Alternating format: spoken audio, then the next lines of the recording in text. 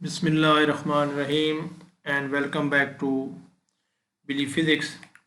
Dear students, आज हमने electric potential due to continuous charge distribution पढ़ना है। हम दो चार्ज डिस्ट्रीब्यूशन को कंसिडर करेंगे। One is the linear charge distribution when charge is distributed on a rod और some thin rod of uniform distribution, and second is the charge disk when charge is distributed over a disk। तो उसके लिए हम कैसे करेंगे? तो कभी आपने सोचा है कि आप अगर आपके पास चार्ज जो हो वो स्प्रेड आउट हो, एक पॉइंट पे ना हो, यानी पॉइंट चार्ज ना हो, अलग-अलग जगहों पर कि कंटिन्यूअस चार्ज डिस्ट्रीब्यूशन हो, तो उसके लिए हम कैसे करेंगे, पोटेंशियल कैसे फाइंड करेंगे? तो उसके लिए हम इसको अपने एक छोटे छोटे पॉइंट्स में सम ब्रेक डाउन करेंगे और फिर हम इसको सॉल्व करेंगे। ठीक है, इसके लिए आपके पास जब कंटिन्यूअस चार्ज डिस्ट्रीब्यूशन हो तो आप जो पुराने हमारे फार्मूले हमने यूज़ किया था उस दिन कि समेशन इंडिविजुअल चार्जेस की हम पोटेंशियल निकालें और फिर उसको सम कर लें, तो वो जो तरीका है वो यहाँ पर काम नहीं आता, क्योंकि नंबर ऑफ चार्जेस में डिस्क्रीट नहीं है बल्कि वो कंटिन्यूअस डिस्ट्रीब्यूशन है। उसके लिए हम समेशन वाली बात नहीं कर सकते। ठीक है, तो हम देखते हैं कि इसको कैसे सॉल्व करते हैं। इसका तरीका ये है कि हम ज़ीरो पोटेंशियल तो इन्फिनिटी पर लेते हैं और फिर हम जो चार्ज हम पोटेंशियल लेते हैं फिर हम उसको किसी पॉइंट पर निकालना हो तो हम एक चार्ज एलिमेंट निकाल लेते हैं और जो भी डिस्ट्रीब्यूशन है उसमें छोटा सा टुकड़ा निकाल लेते हैं। उसकी वजह से जो कोई छोटा सा टुकड़ा है उसको हम एज ए पॉइंट चार्ज लेते हैं और उसकी वजह से जो उस पर चार्ज फर्स्ट करें डी क्यू है, देन अब उसमें चार्ज डी क्यू है तो उसकी वजह से एक पॉइंट पी पर जो उसके उस चार्ज एलिमेंट से आर डिस्टेंस पर होगा तो वहाँ पर फार्मूला पुराना वही potential due two point charge निकालेंगे और वो क्या है, D we equal to 1/4 pi epsilon r d q over r. याद रखें ये d q is very small, infinitesimal small है। ठीक है, इतना स्मॉल है तो हम पॉइंट चार्ज ले सकें।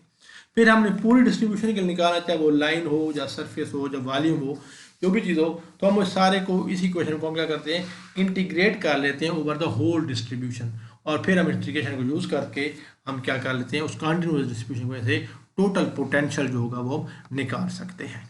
ठीक है, जब हम इसको इंटीग्रेट करेंगे तो will get we will be equal to 1/4 pi epsilon r, एक कॉमन कांस्टेंट है बाहर आ जाएगा और integral of d q over are.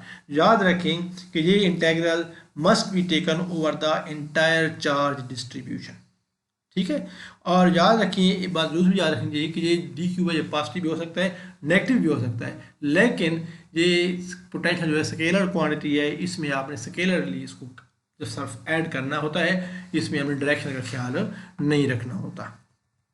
तो पहले हमारे पास चार्ज डिस्ट्रीब्यूशन है लाइन ऑफ चार्जेस की। तो फर्ज करें जी आपके पास कोई रॉड है जिसके ऊपर पॉजिटिव चार्ज जिसकी लेंथ एल है, उसके ऊपर चार्ज डिस्ट्रीब्यूशन है। ठीक है, और it is along x axis. ये पॉइंट पी है, यहाँ पर हम इसकी वजह से क्या निकालना चाहते हैं, इस पॉइंट पर हम इलेक्ट्रिक पोटेंशियल निकालना चाहते हैं। And let lambda be the charge density, linear charge density of this rod। ठीक है, इसकी चार्ज डेंसिटी क्या है, lambda है। Clear, lambda is the charge density of this rod, lambda is the charge density,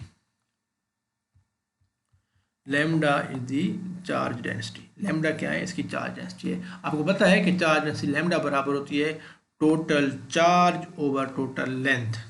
ठीक है, क्या होता है ये, total charge over total length. तो अगर फर्ज करें आपके पास हम यहाँ पर कोई एक चार्ज एलिमेंट यहाँ पर ले लेते हैं, ये एक चार्ज एलिमेंट, कोई छोटा सा चार्ज एलिमेंट है ये, और इसकी लेंथ जो है वो एक्स एक्सिस के लागत और जी के साथ डी एक्स के बराबर। इसकी लेंथ कितनी है, ये इसकी लेंथ है डी एक्स, इसकी लेंथ जो ये वाला चार्ज है इसकी लेंथ कितनी है, ये है डी एक्स, ये वाला चार्ज इसकी लेंथ डी एक्स है। अब हमने इस एलिमेंट की वजह से इस पॉइंट पी पर हम चार्ज पोटेंशियल निकालना चाहते हैं। तो उसका तरीका ये है कि हमें सबसे पहले ये वाली लेंथ चाहिए होगी कि जो हम निकाल सकें। ये हमें इस यहाँ से लेके यहाँ तक ये चार्ज जो है इसकी ये लेंथ निकालनी है, ये हमें फाइंड करनी है, ये वाली ये हमने फाइंड करनी है, ये हमारा चार्ज है, ये हमने फाइंड करनी है। और इसको क्या कहेंगे, सॉल्व करते हैं। अच्छा, अब लैम्डा किसके बराबर होती है, लैम्डा बराबर होती है total charge divided by total length. अब यहाँ पर जो ये लेंथ है इसके ऊपर चार्ज डी क्यू है, ठीक है ना, तो lambda will be equal to d q divided by length of this charge element, और कितनी है डी एक्स है। तो इसका मतलब ये है कि जो charge on this length will be equal, lambda will be equal to, charge will be equal to lambda, इसको डी एक्स बदले हैं तो हमारे पास मल्टीपल होगा, तो लैम्डा डी एक्स हो जाएगा। तो this will be the charge on this the length unit, ये लेंथ चार्ज एलिमेंट है, इस पर चार्ज कितना होगा, d will be equal to lambda d x आ जाएगा, ठीक है। ये हमारे पास आ गया। अब देखें हमने यहाँ पर पॉइंट पी पे निकालना है ये लेंथ। अब ये डिस्टेंस जो है, ये वाला डिस्टेंस जो है ये आर है, ये कितना है, आर है। अब इसको हमने सॉल्व करना है, बहुत आसान है ये, इसको आसानी से हम सॉल्व कर लेते हैं। कैसे, देखें बेटा, ये लेंथ है, फर्ज करें ये जो डिस्टेंस यहाँ से लेके यहाँ तक लेंथ है ये एक्स है। अब ये एंगल 90 डिग्री है, अगर ये एंगल 90 डिग्री है तो पाइथागोरस थ्योरम लगाएं तो आपके पास आ जाएगा आर स्क्वायर भाई part square will be equal to d square plus x square. ये हमारे पास लेंथ आर डिस्टेंस आ जाएगा।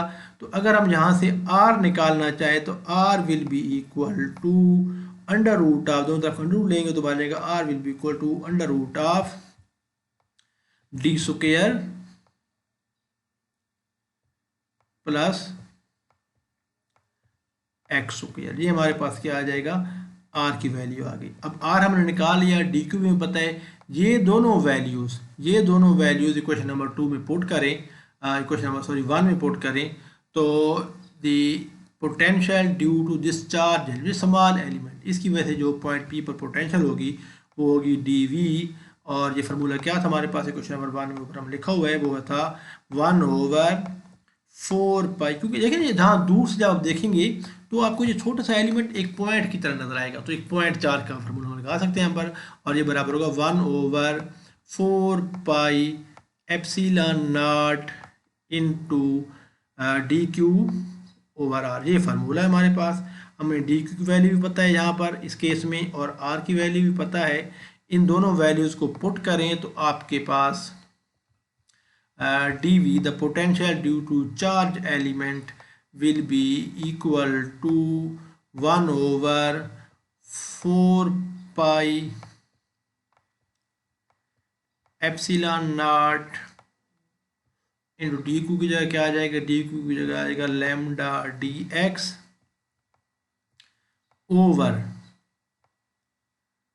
आर। आर कितना है, आर आपके पास था x square plus d square plus x square, या x square plus d square, जो भी लिखना चाहें आप, कोई फर्क नहीं पड़ता। X square plus d square whole under root का मतलब होता है power 1/2। This is the potential at point P which is at distance r from the charge element dx whose charge is lambda dx. Lambda is the linear charge density. Let this be equation number 3. ठीक है, यहाँ तक कोई मसला मेरे ख्याल में नहीं होगा आपको। अब हम आगे चलते हैं। हाँ जी, अब हमने क्या करना है कि चार्ज जो है, ये चार्ज पॉजिटिव है, पॉजिटिव चार्ज हमने कहा है, सपोज किया है, तो और v को हमने 0 लिया हुआ है एट इन्फिनिटी पर। तो we know from the previous our knowledge that d जो होगी ये भी क्या होगी, पॉजिटिव होगी, ठीक है, क्योंकि हमने चार्ज पॉजिटिव लिया तो डी भी पॉजिटिव होगी। No the we want to find the total potential at point P due to this length L, ठीक है। अब इसको ज़रा समझें आप, इसको देखें कि आपने जो छोटा सा एलिमेंट लिया है, कहीं पर हो, यहाँ भी हो सकता है, यहाँ भी कहीं भी हो सकता है, तो उसके लिए जब हम लेंगे तो इसको हमने यहाँ से शुरू करना है और यहाँ तक है, तो इसको सारे को क्या करें, सारे को एक एक छोटे छोटे एलिमेंट को लेके जमा कर दें, ये इन्फिनिटली मैनी एलिमेंट्स बन जाएंगे। जब ये इन्फिनिटली मैनी एलिमेंट्स बन जाएंगे तो इसका मतलब इनको हम आम डिस्क्रीट पॉइंट नहीं है ये, बल्कि कंटिन्यूअस पॉइंट है। तो हम क्या करेंगे, इसको यहाँ से लेके यहाँ तक क्या करेंगे, इंटीग्रेट कर लेंगे। So total potential due to the element will become V, and that should be equal to integral of dv, dv is the potential due to small point charge, ठीक है, चार्ज एलिमेंट। तो total सारे के लिए हम सबको integrate कर देंगे, जमा कर देंगे। तो this will be equal to, देखें मैंने आपको कहा है आपको कि ये जो x की वैल्यू वेरी करेगी सिर्फ इसमें, और कुछ नहीं वेरी करेगा, डी सेम कांस्टेंट रहेगा, x वेरी करते रहेंगे, r खुद वेरी कर, x यहाँ पर ले आएंगे, x जीरो हो गया फर्ज करें, तो x जब जीरो हो जाएगा तो ये जो r होगा d के बराबर होगा, इधर बढ़ाते जाएंगे, बढ़ाते बढ़ाते बढ़ाते बढ़ाते यहाँ पर आएगा तो x की वैल्यू क्या आ जाएगी, एल हो जाएगी ना। तो इसका मतलब ये है कि जो लिमिट है वो कहाँ से कहाँ तक होगी, ज़ीरो से लेकर एल तक। So this will be equal to from, मैंने बताया था आपको कि इसको पूरी चार्ज डिस्ट्रीब्यूशन पे इंटीग्रेट कर दो, इसे पूरी चार्ज डिस्ट्रीब्यूशन आ जाएगी ज़ीरो से लेकर एल तक, ठीक है।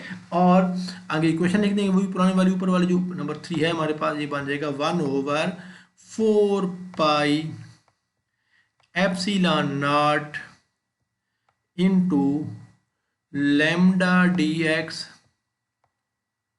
Over lambda d x over x square plus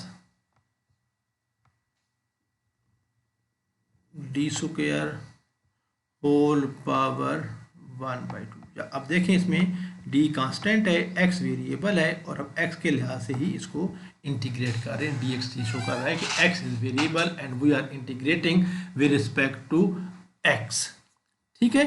so इसको आगे चलते हैं, तो ये इसको हम कैसे करेंगे।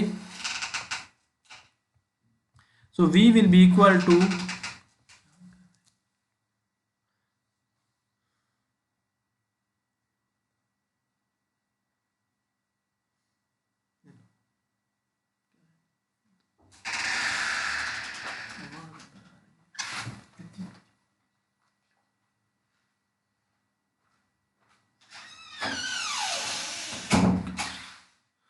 अब देखिए बेटा, इंटेग्रल में जो कांस्टेंट वो बाहर निकाल लेते हैं, 1/4 पाई एप्सिलॉन नॉट कांस्टेंट ये बाहर ले लिया, लैम्डा भी कांस्टेंट है क्योंकि यूनिफॉर्म डिस्ट्रीब्यूशन है, तो डेंसिटी चार्ज जैसे हर जगह सेम होगी, तो लैम्डा को भी बाहर निकाल लें, और हमारे पास ये बनेगा lambda over 4 pi epsilon naught into dx over x square plus d square whole power 1/2। इसको हमने सॉल्व करना है। इसको सॉल्व करने के मुख्तलिफ तरीके हैं, या तो आप डायरेक्ट कर लें, एज ए फार्मूला इस्तेमाल कर लें। जो फार्मूला हमारे पास है वो ये है कि, और ये लिमिट कहाँ से कहाँ तक है, 0 से एल तक। फार्मूला हमारे पास ये है कि ये basically sine hyperbolic inverse of x over a होता है। तो sine hyperbolic inverse of x होता है x plus x square plus a square whole under root. तो इसका मतलब ये है कि हमारे पास जो फार्मूला है कि आपके पास फार्मूला ये मैं यूज़ करता हूँ यहाँ पर, d x over x square plus d square whole power 1/2। इसका इंटेग्रल जो होता है ये बराबर होता है sine hyperbolic inverse of x over a, या हम इसको अगर हम sine hyperbolic inverse of x over a जो होता है ये बराबर होता है natural log of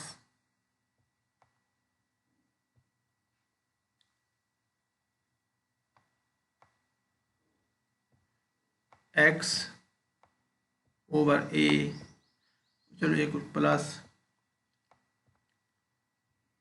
x square plus a square whole power 1/2। ये हमारे पास फार्मूला है। इसका plus some constant of integration होता है, तो उसमें कुछ भी हो सकता है, नेचुरल लॉग ऑफ ए आता है, लेकिन उनको लिखने की ज़रूरत नहीं है, वो कांस्टेंट यहाँ पर जब हम इसको लिमिट्स लगाएंगे तो कांस्टेंट लिखने की ज़रूरत नहीं होती।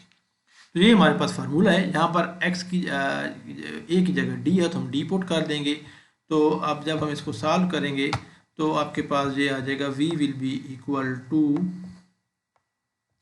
Lambda over 4 pi epsilon naught into,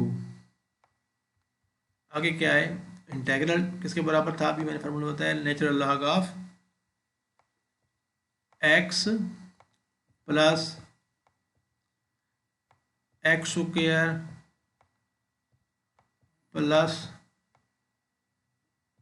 ए स्क्वायर होल पावर 1/2, और this is from 0 to L। ठीक है, तो इसको आप सॉल्व करते हैं और देखते हैं क्या आता है आंसर इसका। जी, पहले हम ऊपर अपर लिमिट लगाएंगे तो ये बन जाएगा v will be equal to lambda over 4 pi epsilon naught into, पहले हम एल पुट करेंगे इसकी जगह, एक्स की जगह, तो क्या बनेगा, नेचुरल लॉग ऑफ एल, यहाँ पर एक्स डी की जगह, ए की जगह डी है तो यहाँ पर डी पुट करेंगे हम, natural log of L plus L square plus d square whole power 1/2, ये आपके पास आ जाएगा पहला का, यानी ये ऐसे पहले हमने ए पुट माइनस लोअर लिमिट क्या है 0, अब एक्स की क्या पुट करेंगे 0 पुट करेंगे, जब एक्स की यहाँ पर 0 पुट करेंगे 0 हो गया, तो नेचुरल लॉग ऑफ 0 प्लस ये भी 0 हो गया, और डी स्क्वायर की पावर 1/2 स्क्वायर जो का 1/2 से कैंसिल हो जाएगा, तो आपके उसके क्या बच जाएगा minus natural log of D, तो जो ब्रैकेट के अंदर जो चीज़ है ये इसके बराबर आ जाएगी। ठीक है, अब देखें इसको आप सिंप्लीफाई करते हैं, और इसको सिंप्लीफाई करना बहुत आसान है। आपने मैट्रिक में एक फार्मूला पढ़ा होगा कि नेचुरल लॉग की बात है, log of a minus log of b, ये 10th ग्रेड में फार्मूला है, विल बी इक्वल टू कि जब दो अलग-अलग इंडिविजुअल लॉग्स हों तो आपके पास लॉग एक दफ़ा लिख लें और इसको डिवाइड कर लें, इसको हम कोशेंट फार्मूला भी कहते हैं, तो बन जाएगा natural log of a over b बन जाएगा। तो इसलिए जब हम ये फार्मूला लगाएंगे तो आपके पास आ जाएगा v is equal to lambda over 4 pi epsilon naught into natural log of a over b. A यहाँ पर क्या है, ए आपके पास ये वाली सारी रकम, ये वाली जो फैक्टर है ये ए है, और ये क्या है बी है, तो ये बन जाएगा natural log of a over b. A की जगह ऊपर वाला फैक्टर लिखेंगे, कौन सा था, L plus L square plus d square whole power 1/2, और ओवर बी, बी क्या है, बी आपके पास है सिर्फ d, natural log of d था तो ए ओवर बी बन जाएगा। तो this equation gives you the total potential due to a line of charges at distance d from the charge distribution। तो ये आपके पास this formula gives you this is the final formula for the potential due to line of charges at point P। ठीक है, अच्छा अब देखें B we जो है वो sum of positive values of d V है, तो इसको पॉजिटिव होना चाहिए। क्या ये पॉजिटिव है या नहीं है, इसको हम यहाँ से चेक कर सकते हैं। क्यों चेक कर सकते हैं, कैसे चेक कर सकते हैं, उसका आसान तरीका ये है कि क्या ये जो चीज़ है, ये लॉगरिथम का जो आर्गूमेंट है, क्या ये पॉजिटिव है या 1 से बड़ा है। देखिए एल है, नीचे सिर्फ डी है, ऊपर L square plus d square भी है, ये नंबर भी डी से बड़ा होगा, फिर उसको हम एल में ऐड कर रहे हैं, उसका मतलब ये होगा ओवरऑल नंबर क्या होगा, 1 से बड़ा होगा। जब ये 1 से बड़ा होगा, नेचुरल 1 0 होता है, 1 से बड़ा कोई भी नंबर लें, उसका नंबर 0 से बड़ा यानी पॉजिटिव होगा, तो ये नंबर पॉजिटिव आएगा, तो पोटेंशियल भी क्या आएगी, पॉजिटिव आएगी। तो उसका मतलब है the potential due to positive charges will be positive and our formula also suggesting the same thing.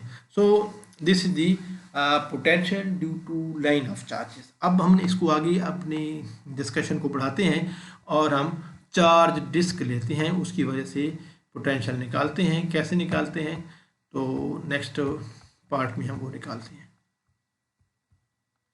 तो नेक्स्ट पार्ट है चार्ज डिस्क। आपके पास फर्ज करें कोई चार्ज डिस्क है,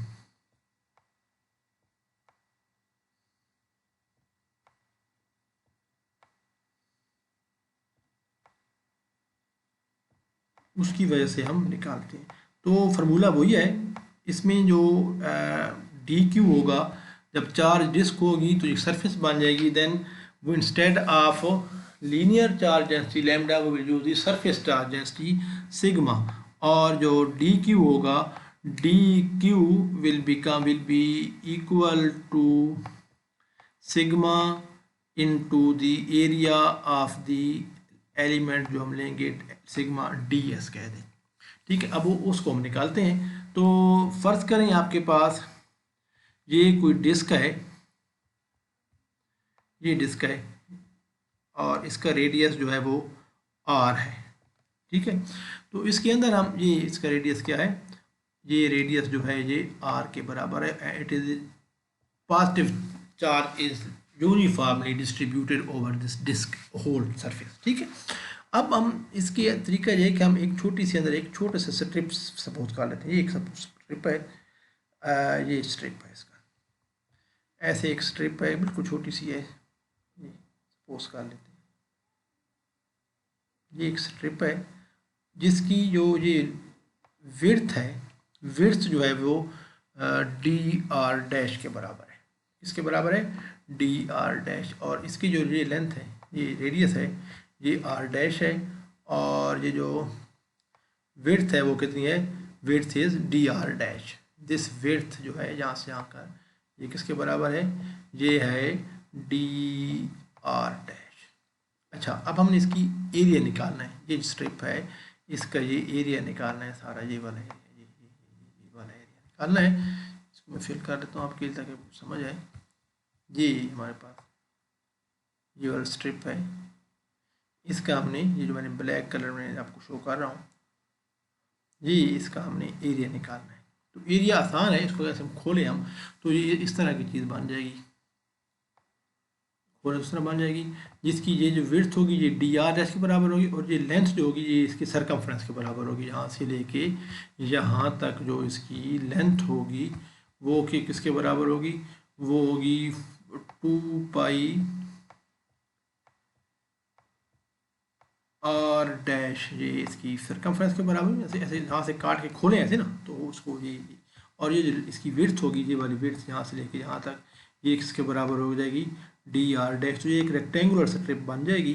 तो इसका एरिया जो होगा d s, area d s मैंने कहा हुआ है, तो ये this will be equal to 2 pi r dash into d r, length into width होती है रेक्टेंगल का एरिया। तो ये इसका जो स्ट्रिप है इसका एरिया क्या बन जाएगा, 2 pi r dash into d r dash. So therefore the charge on this strip dq will be equal to sigma the charge density into area। Area कितना आया है, एरिया हमारे पास आया है 2 pi r dash into d r dash, ये हमारे पास इसका एरिया आया है। ठीक है, यहाँ तक मेरे ख्याल में आपको मसला नहीं होना चाहिए। अब फर्ज करें कि हम ये इससे एक बिल्कुल इसके सेंटर के ऊपर एक्सिस के साथ यहाँ पर एक पॉइंट लेते हैं, ये यहाँ पर ये पॉइंट P लेते हैं, और इसका जो ये फासला है इसको मैं, ये वाला फासला जो परपेंडिकुलर फासला है ये वाला, ये Z के बराबर है, ये वाला फासला Z के बराबर है। बुक में डायग्राम बनी हुई है, वैसे भी आप देख सकते हैं। तो अब तरीका ये है, वही पुराना तरीका, कोई नई चीज़ में नहीं है, कि हम यहाँ पर एक ना ये यहाँ पर एक चार्ज एलिमेंट ले लेते हैं, ये वाला, ये फर्ज करें ये एक चार्ज एलिमेंट है, यहाँ पर ये छोटा सा चार्ज एलिमेंट है। तो इसकी वजह से हम यहाँ पर चार्ज पोटेंशियल निकालना चाहते हैं इस दिस पॉइंट P, ये पॉइंट P है, ये वाला पॉइंट सॉरी P है, ये पॉइंट जो है ये P है, और इसका जो ये वाला फासला है ये R है, स्मॉल r, ठीक है। और ये एक छोटा सा एलिमेंट है, ये वाला ये एलिमेंट है, इसकी वजह से हम यहाँ पर पोटेंशियल निकालना चाहते हैं। तो अब जब हम दूर से देखेंगे तो ये बिल्कुल पॉइंट चार्ज नजर आएगा। तो अब ये फासला हमें निकालना है, और ये आपको पता है कि ये R डैश है, ठीक है ना, ये R डैश है, और ये Z है, ये वाला डिस्टेंस परपेंडिकुलर से यहाँ वाला, ये वाला ये कितना था, ये R डैश था, और ये हमारे पास हमें ये हुआ था कि ये DR डैश ये वाला था, ठीक है। और ये मैं बता देता हूँ, ये लेंथ Z है, तो इसका मतलब ये है कि फिर वो परपेंडिकुलर वो पाइथागोरस थ्योरम लगाएं तो आपके पास यहाँ से हम R जो स्मॉल r है वो R square will be equal to Z square plus R dash square, R हम इसको लिख सकते हैं R is equal to under root of Z square plus R dash square, ये हमारे पास R आ जाएगा यूजिंग दी पाइथागोरस थ्योरम। कैसे निकालेंगे, बहुत आसान है। R square will be equal to perpendicular square, perpendicular Z है, और plus base square, base is R dash, तो R square will be equal to Z square plus R dash square.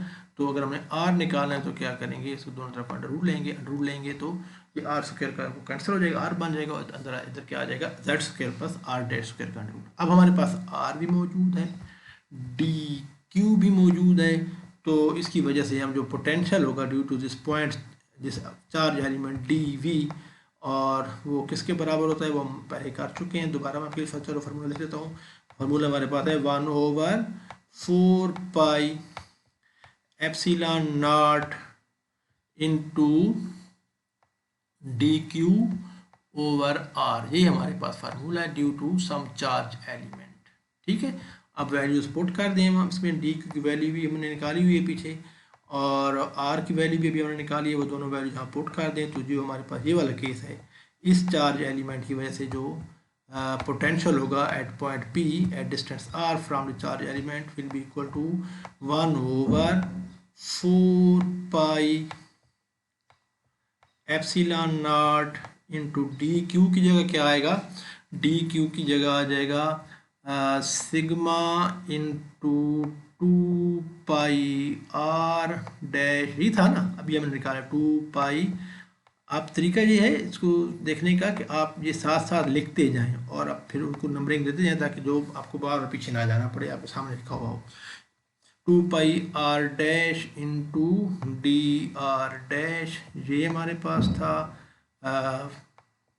किसकी, DQ की वैल्यू, और divided by R अभी हमने निकाला था पिछली स्लाइड में, और वो था under root of Z square plus R square, इसको कोई नाम दे दें, प्लस R डैश का स्क्वायर।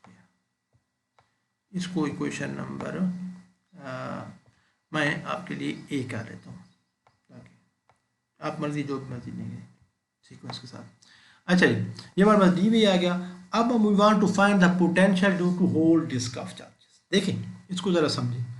अब अगर इसको हमने यहाँ से शुरू करना है और वो कहाँ तक जाना है, यहाँ तक जाना है। यहाँ पर R डैश की वैल्यू कितनी है, 0 है। यहाँ पर R डैश है, R की वैल्यू यहाँ बढ़ते बढ़ते बढ़ते बढ़ते R, यहाँ पर कुछ R1 हो गई, R2, R3, R dash, R2 dash, R3 dash, और यहाँ पर कितनी R, तो पूरी डिस्क कवर हो जाएगी। अगर छोटी छोटी इस तरह स्ट्रिप्स बनाते जाएं, यहाँ शुरू करें स्ट्रिप्स, एक स्ट्रिप्स बनाएं, फिर दूसरी बनाएं, फिर तीसरी बनाएं, फिर चौथी, उन सबको ऐड कर दें, तो जो उसकी वेरिएशन है वो सिर्फ किससे उससे फ़र्क पड़ रही है, सिर्फ R चेंज करने से, ठीक है ना, मुख्तलिफ आर करते जाएंगे, मुख्तलिफ ट्रिप्स बनती जाएंगी। तो हमने जीरो से लेके कहाँ तक जाना है, एंड ऑफ द डिस्क तक। एंड ऑफ डिस्क तक क्या हो जाएगा, आर डैश की वैल्यू क्या हो जाएगी, आर हो जाएगी। उसका मतलब ये आर डैश की जो वैल्यू है वो वेरी करेगी कहाँ से कहाँ तक, जीरो से लेकर आर तक। So total potential due to this आप लिखेंगे will be can be obtain by integrating this equation number a, और ये आप लिखेंगे कि integrating equation of a over the whole, you can write that we can find the total potential due to disk of charges by integrating this equation number a over the entire disk, and that will be equal to sigma constant है बाहर आ गया, ठीक है। अच्छा इसको simplify कर लें, ये 2 1 था और ये 2 2 था, तो 2 पाई हो गया, ठीक है। तो आपके पास ये बन जाएगा, और ये देखें ये पाई भी कैंसिल हो गया, पाई से भी जान छूट गई, ये ले। तो आपके पास सिग्मा कांस्टेंट बाहर आ गया, sigma over 2 epsilon naught into, आगे देखें आगे क्या है, जीरो से लेकर कहाँ से कहाँ तक है, वेरिएबल जीरो से लेकर आर तक वैल्यू वे कर सकती है आर डैश की। आर डैश हम आर्बिट्रेरी लिए, आर डैश को वेरी करते जाएंगे, डिस्क वो जो छोटे से ट्रिप्स बना रहे हैं वो मुख्तलिफ बनती जाएंगी, उस सबको जमा कर लें तो आपके पास जीरो से आर हो जाएगा, और ये बन जाएगा यहाँ पर देखें ये 2 कैंसिल, पाई कैंसिल, सिग्मा बाहर आ गया, यहाँ पर क्या बच गया, r dash into d r dash over आएगा जेड स्क्वायर प्लस, अब वेरिएबल क्या है हमारे पास, आर डैश का स्क्वायर और होल पावर क्या है, यहाँ पर इसकी सारी पावर क्या है 1/2, ठीक है। तो ये मैं आपके लिए लिख देता हूँ 1/2। अब देखें बेटा इसमें एक समझिए बात, नीचे आपके पास क्वाड्रेटिक चीज़ है, जेड तो कांस्टेंट है, आर डैश क्वाड्रेटिक है, ऊपर उसका सिंगल है। आर डैश का जो डेरिवेटिव होता है वो 2 आर डैश, अगर इसका डेरिवेटिव फंक्शन का मौजूद हो, फंक्शन का डेरिवेटिव साथ हो मौजूद हो, तो फंक्शन की पावर में एक प्लस कर देती है, इंटीग्रेशन का आसान तरीका। यानी आपके पास इंटीग्रेट इस तरह करना हो, फार्मूला है आपके पास एक फंक्शन है, कोई भी फंक्शन है, उसका साथ में डेरिवेटिव मौजूद है और फंक्शन की पावर कितनी है n, इसकी आपने क्या करनी है, इंटीग्रेशन करनी है। ये कैलकुलस है, प्री कैलकुलस आप पढ़ रहे हैं उसमें आप सीखेंगे इंशाल्लाह। Into F dash x, function का क्या है, डैश का मतलब क्या है, डेरिवेटिव मौजूद है, तो आप क्या करेंगे, फंक्शन की पावर में एक प्लस कर देंगे और उसी पे डिवाइड भी कर देंगे, तो ये बन जाएगा डेरिवेटिव क्या, इसका आंसर क्या आएगा, F of x power n+1 divided by n+1, ये हमारे पास फार्मूला है, डिवाइडेड बाई n+1।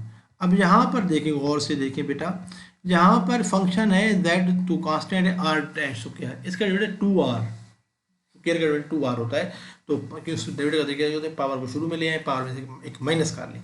तो अब देखिए 2r बनाने के लिए यहाँ पर क्या करेंगे, हम 1/2 से मल्टीप्लाई भी करें और डिवाइड भी करें। अब फंक्शन क्या डेरिवेटिव साथ मौजूद है, फंक्शन की पावर क्या है -1/2, नीचे है ना, तो -1/2, तो इसका ये फार्मूला लगाएं, तो ये इसका सारे ये सारी चीज़ है ना, ये वाली मैं आपके लिए ये इसको क्या करूँ, ये वाली सारी चीज़ जो है अभी आपके लिए मैं इसको हाईलाइट कर देता हूँ। ये वाली चीज़ जो है ये वाली चीज़, इसका डेरिवेटिव, इसका आंसर क्या आ जाएगा, z square plus r dash square power -1/2 + 1 divided by -1/2 + 1, ठीक है। तो n की वैल्यू क्या है, -1/2। देयरफॉर यहाँ पर ये जो आपके पास v है, v आपके पास बन जाएगा, v will become sigma over 2 epsilon naught into 1/2, ये 1/2 कौन सा है, ये 1/2 ये वाला है, मैं कुछ भी नहीं कर रहा, ये वाला 1/2 लिख रहा हूँ, और आगे क्या आएगा, पावर में +1 करना है, तो फंक्शन है हमारे पास जेड स्क्वायर, जेड तो कांस्टेंट है, इसकी मसला नहीं है, डेरिवेटिव 0 तक का, प्लस आर डैश का स्क्वायर, और पावर कितनी है, -1/2 + 1 क्या बनता है, 1/2 बनता है, और डिवाइडेड बाई -1/2 + 1 वो भी 1/2 बन जाएगा, 1/2 हो जाएगा। और अगली बात, इस सारे की लिमिट कहाँ से कहाँ तक है, लिमिट है 0 से लेकर r तक, कैपिटल R तक, ठीक है। अब देखें ये 1/2 इस 1/2 के साथ कैंसिल हो गया, तो आपके पास ये क्या बन जाएगा, v will be equal to, पहले हम अपर लिमिट लगाएंगे, r लगाएंगे, तो ये क्या बन जाएगा, जेड स्क्वायर, तो कांस्टेंट है जेड स्क्वायर प्लस इसकी जगह r लगाएंगे तो आर स्क्वायर बन जाएगा, तो ये बन जाएगा सिग्मा ओवर 2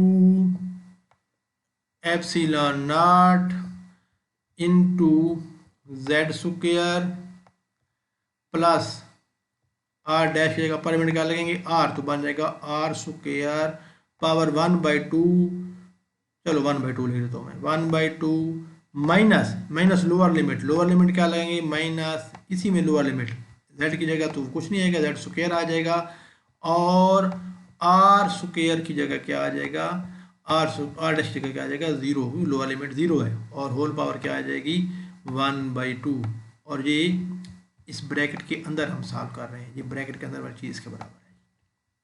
ठीक है, इसको मज़ीद सिंप्लीफाई करें तो आपके पास बन जाएगा v is equal to sigma over 2 epsilon naught into z square plus r square whole power 1/2 minus z square की पावर 1/2, ये 1/2 है, तो जेड स्क्वायर जब मैं जेड स्क्वायर की पावर 1, ये चीज़ मैं दोबारा आपके यहाँ पर लिख देता हूँ, इस चीज़ को सॉल्व करेंगे, Z square plus 0 Z square हो जाएगा, तो बन जाएगा जेड स्क्वायर की पावर 1/2, ठीक है, ये बनेगा ना, तो ये देखिए 1/2 से ये 1/2 कैंसिल हो गया, तो बन जाएगा minus Z.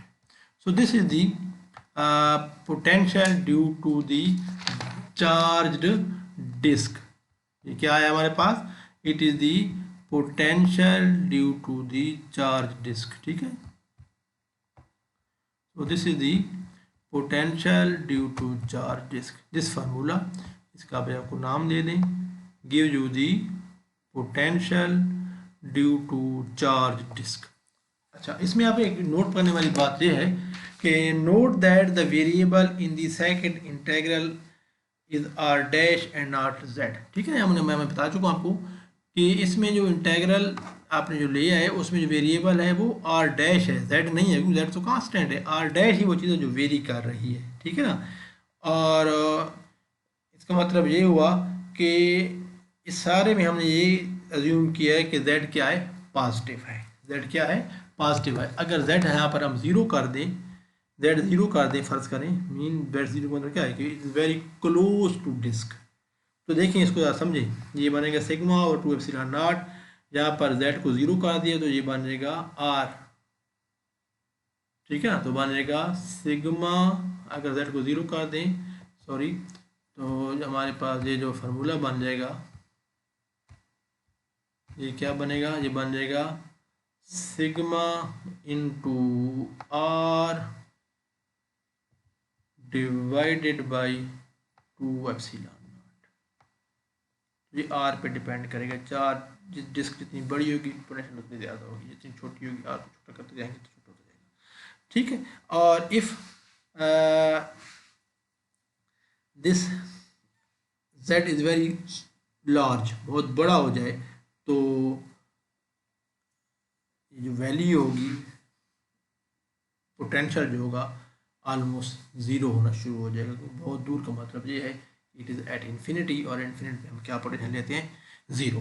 So this completes the evaluation or calculation of the problem of the potential due to in continuous charge distribution। उम्मीद है आपको वीडियो पसंद आई होगी। अगर इसमें कोई कंफ्यूजन हो तो आप मुझसे कमेंट सेक्शन में पूछ सकते हैं, व्हाट्सएप में पूछ सकते हैं। अगर आप मेरे चैनल पर नए हैं तो चैनल को सब्सक्राइब करके बेल आइकन प्रेस कर दें ताकि आपको मेरे आने वाली वीडियोस की नोटिफिकेशन टाइमली मिलते रहे। नए वीडियो में बहुत ज़्यादा मुलाकात होगी, तब तक के लिए अल्लाह हाफिज़।